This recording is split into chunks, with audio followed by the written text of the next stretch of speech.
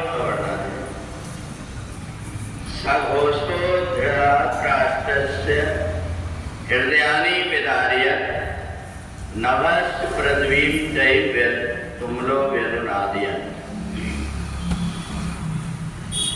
जिन भगवान श्री कृष्ण ने अर्जुन के विषाद को दूर करने के लिए गीता का ज्ञान दिया था। ये गीता व्यक्ति को संसार के प्रत्येक व्यक्तियों के विषाद को दूर करने का आज उपाय बन गया। पहले जो गीता थी, इस गीता को कुछ लोग पढ़ पाते थे, परंतु अब जब गीता को बहुत सारे व्यक्ति पढ़ने लगे तो गीता का महात्म्य समझ में आया कि भगवान श्री कृष्ण ने ऐसी कौन सी वाणी, कौन सा उपदेश दिया है जो सारे विश्व के लिए अनुकरणीय हो गया।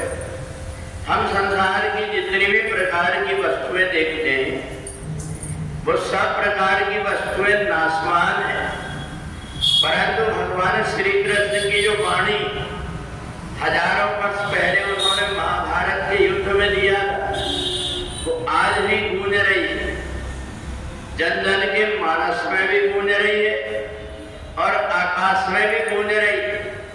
और ये देख करके लग रहा है कि परमात्मा जब कभी भी अधर्म बढ़ता है, अधर्मी व्यक्ति बहुत प्रकार का उपाय करता है, बहुत प्रकार के उसके पास साधन होते, परंतु उसको ये पता नहीं है कि कोई अदृश्य शक्ति है जो सारे संसार का संतुलन बना करके रखती है। अत्याचारी अन्यायी व्यक्ति पाप करके दूसरों को सता सकता है, परंतु एक समय आता है जब उन सबका विनाश होता है। इसलिए ये जो गीता की वाणी है, ये गीता की वाणी जिनके हृदय में है, ये केवल वाणी ही नहीं है बल्कि भगवान उसके हृदय में वांगमय रूप से विराजमान है। और वहीं से ऐसी शक्ति कहीं न कहीं उत्पन्न हो जाती है। वीर शिवाजी जैसे और संसार के जितने प्रकार के अन्यायी और अत्याचारी हैं, उनके आगे कुछ टिक नहीं पाता।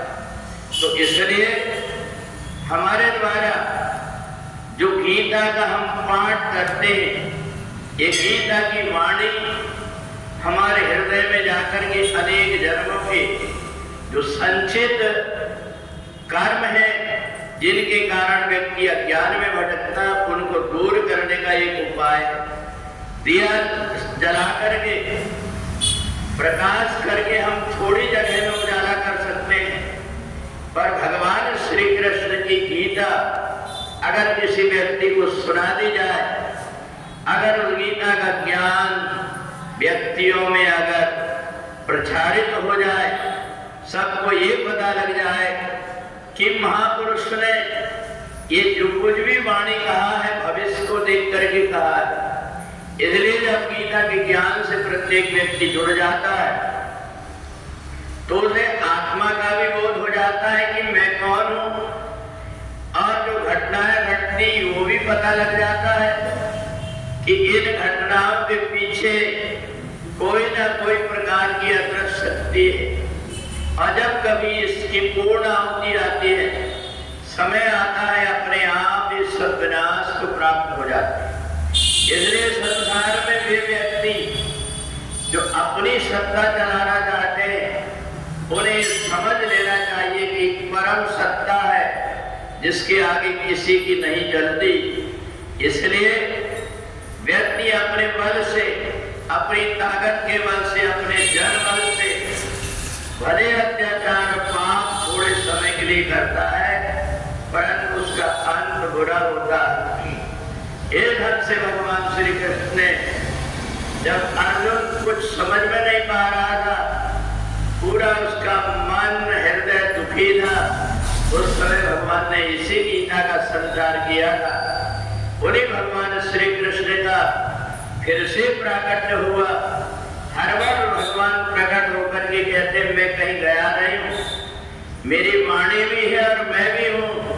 जब जब भी आवश्यकता पड़ेगी तब तब मैं कोई न कोई रूप से अवतार लेकर के और धर्म का पताका फहरा करके अधर्म का विनाश करूंगा।